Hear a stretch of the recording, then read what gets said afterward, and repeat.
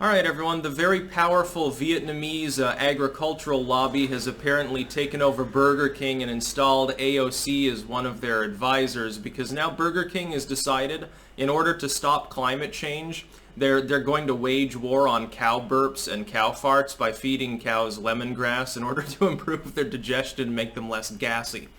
I wish I could say this was satire, and when I saw the initial tweet, I assumed that Burger King was just making fun of the far left, but no, it's a real thing.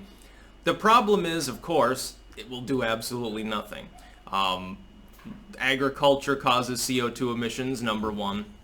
Number two, reducing the CO2 emissions of cows by 1/3 would be meaningless in the large sum of things.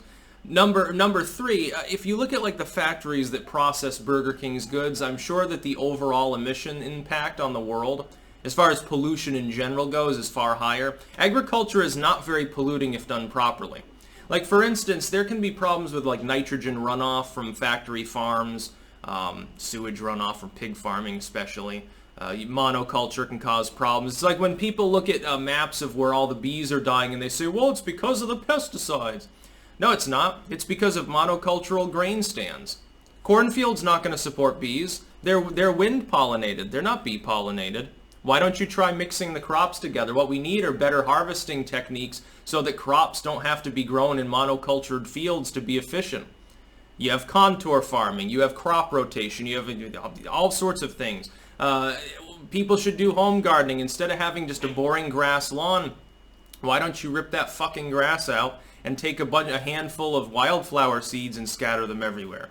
It'll be better. You can put in a real garden. You realize how much money you can save on your vegetables and fruits by growing some of them yourself? You realize how cheap it is? long term, the return is enormous. Planting an apple tree, you're going to get, in one good yield, you'll get far more apples than the tree will ever cost over the course of its whole fucking existence, in both time and resources.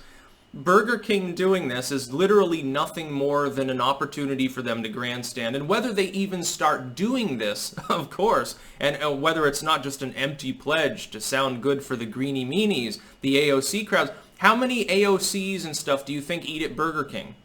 You're a for-profit corporation. Half these people are like soy-sucking vegans anyway. Hell, your veggie burger, which is, I tried it once and it's like, it's not very good in all honesty. The Burger King, what is it, the Incredible Burger or the Impossible Whopper or something they call it. With that aside, like your menu is mostly meat and fried shit. Anyone who's careful with their diet, who cares about their nutrition at all, is eating out very rarely at a restaurant like Burger King anyway. Man, the idea, it's funny when corporations try to do the get woke thing.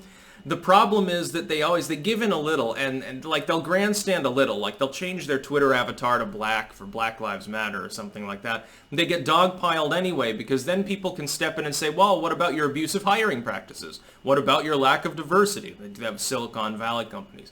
What about not enough females in your boardroom? Why is your CEO not transgendered and stuff like that? And these people will go further and further and further. The problem is it's impossible for a company to stay alive when it's trying to appease the lynch mob because it can never be appeased. The whole point of the social justice warrior lynch mobs is not to be appeased, it's to be angry.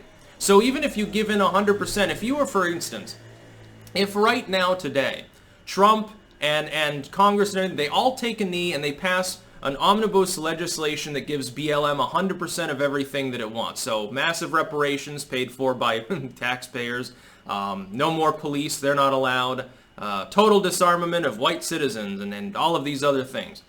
They would find something else to bitch about because the whole point is a money-making operation. It's a grift. The whole point, the grassroots movement is just nothing more than an outrage mob. They're not going to stop being outraged. They'll just find something else to be mad about. And the people organizing it who use that outrage mob to make their money, they still need to make money somehow, so I'm sure they'll identify some problem that needs to be addressed. And they'll keep doing that for the rest of time. When Burger King, therefore, does this, it's a branding opportunity, but it's short-term gain, long-term pain now, isn't it? What if they find out that the lemongrass prices from the Vietnamese fields there, where you get a lot of 10-year-olds working long shifts, by the way, Burger King very good on human rights, I'm sure. What if the price skyrockets because what if it gets infested with mold and all of a sudden there's not enough lemongrass to feed the cows? Is it going to change the flavor of the beef, by the way? By the way, lemongrass is great, but, I mean, come on. The idea that feeding herbs to your cows in a homeopathic manner is magically going to save the world from evil climate change. It'll stop the glaciers from retreating. It'll stop Florida from not existing anymore. For political reasons, I'm not sure that'd be a bad thing, by the way. No offense to many Floridians that I know. I mean, come on. It's not going to do it. It's meaningless. It's a meaningless gesture that's designed to sell more fucking burgers.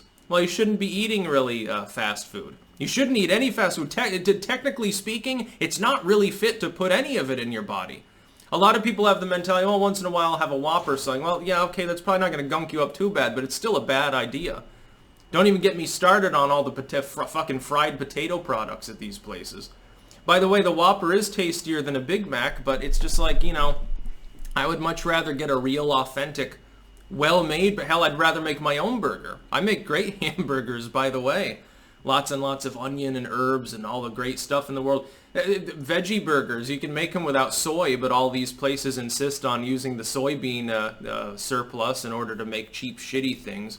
It's like here, there are like 5 or 6 different varieties, by the way, of veggie burgers available at the local Albert Heijn. And I've looked at them and like the ingredients and stuff, because I can read a little bit in Dutch now. And most of it's soy. Some of them are mushroom-based, and they're better. Why aren't you using more mushrooms? Mushrooms are fucking great. Just look at Super Mario, what happens when he eats one. They should make a portobello burger at Burger King instead of filling people with soy that'll gunk them up and give them gynecomastia. That's about all. Peace out.